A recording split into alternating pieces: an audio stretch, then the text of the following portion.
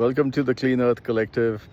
I often talk about the blight that trash imposes on our environment. There's a bird singing in the back there. But I kind of wanted to show you what our world can look like, what our world should look like without the pollution and garbage in our environment. I mean, just take a look at this. It's just spectacular. It's so beautiful. And this is what our world should look like everywhere.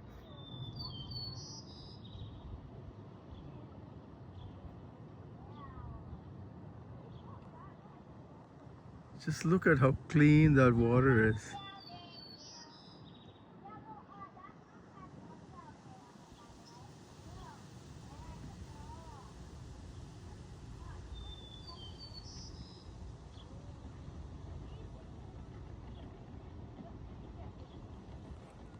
Yeah, so this is what we're aspiring for. With the Clean Earth Collective, this is what we're aspiring for.